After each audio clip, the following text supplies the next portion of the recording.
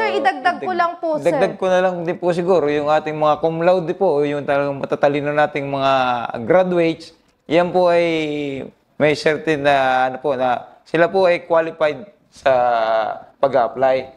Ayan, so sa mga cum laude, qualified po kayo for application po. So ngayon po sir, idagdag ko lang po, meron po ba tayong recruitment para sa mga nagnanais naman po maging official po ng PNP, sir? Meron po tayong programa diyan, yung lalo po ito sa line or yung lateral entry. Ito po yung lateral, yung sa line.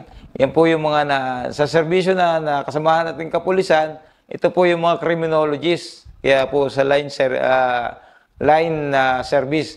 Doon naman po sa technical, ito po yung ating mga kababayan na may mga kursong yung nurse, doktor, attorney, gayon din pare, kasama rin po yan na nakakapag aging opisyal sa kapulisan. Ganun din po yung mga medical doctor natin.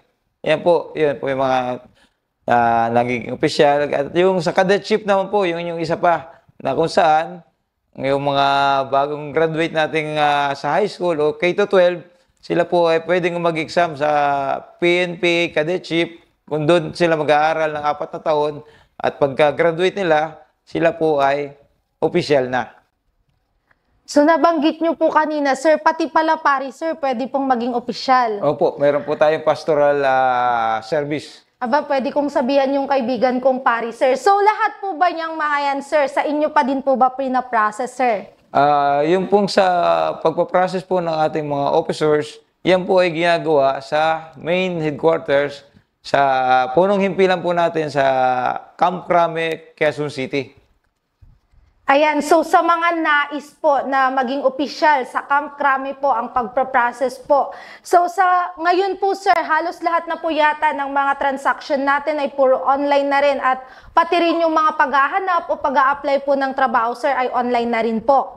Sa atin po sa PNP sir, online na rin po ba ang pag-a-apply ng police sir? Or ano po ba ang unang stage na gagawin po ng isang aplikante po sir? Doon po sa huling pagpaprocess nung nakaraang taon, yan po yung ginamit natin, yung sa online or yung CORES, doon po. Pero yung sa ngayon pong taong ito, na kung saan wala pa pong binababa kung ano po yung gagamitin natin, kung sila po ay magsasubmit directly or mag-online muna para po ma-evaluate yung kanilang i-upload ng mga dokumento.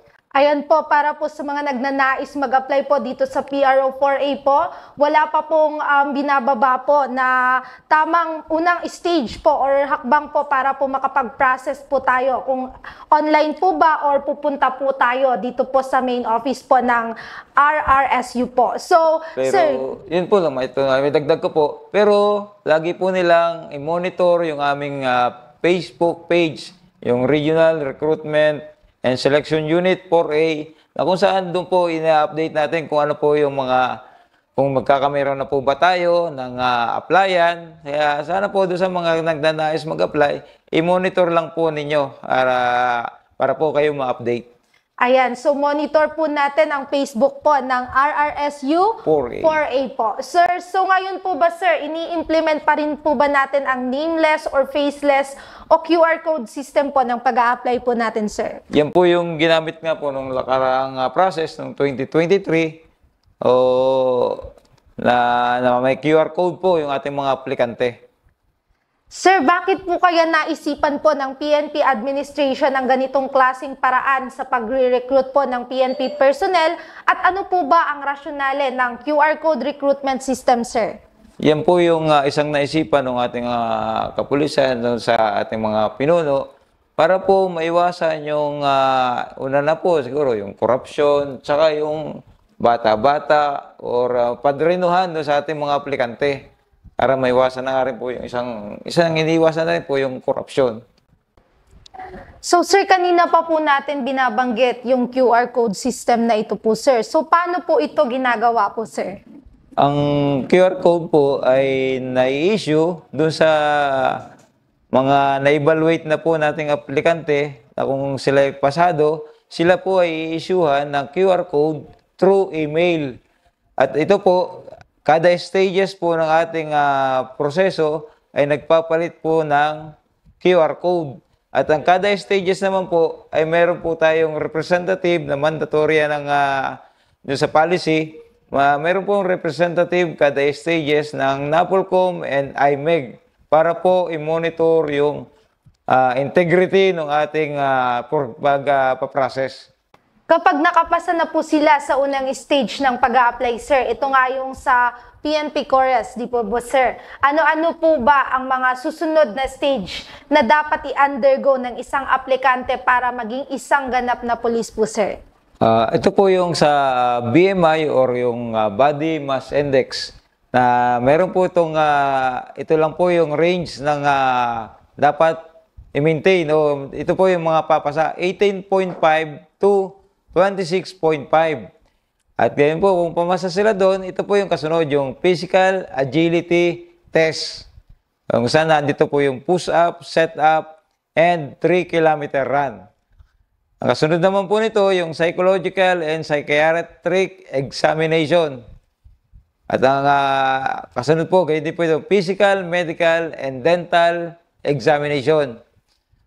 Tapos po nito, yung Final Committee Interview and Final Deliberation ng Committee. At ang pinakaano po nito, yung, yung pag-take out po nila. Kung saan po, meron din po kaming inihandang audio-visual presentation para mas sa ikaliliwanag po ng ating mga nagnanais makapasok sa kapulisan.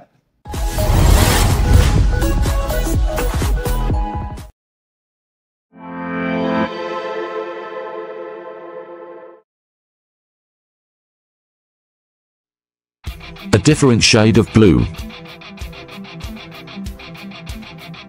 Service. Honor. Justice. Do you have what it takes to wear the badge of honor?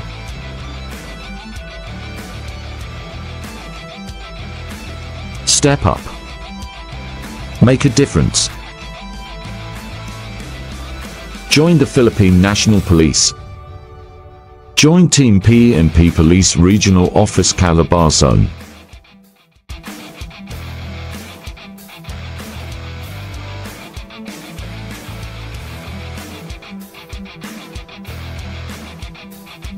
A citizen of the Philippines. A person of good moral character. Physically and mentally fit. Must possess a formal baccalaureate degree from a recognized learning institution. Must possess any of the following eligibilities: NAPOLCOM PNP entrance examination, Civil Service Professional Examination, RA number 1080, PD number 907. Must not have been dishonorably discharged from military employment or dismissed for cause from any civilian position in the government. Must have no pending criminal case in any court, including at the Office of the Ombudsman, or administrative case if he/she is already an employee of the government. Must not have been convicted by final judgment of an offense or crime involving moral turpitude.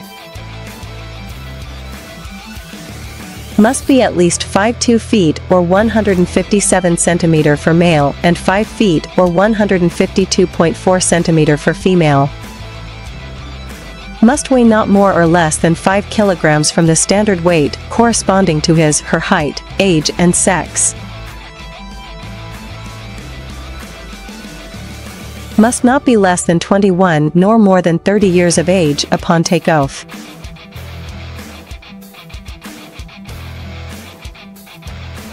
Stages of PNP recruitment. Body mass index. The acceptance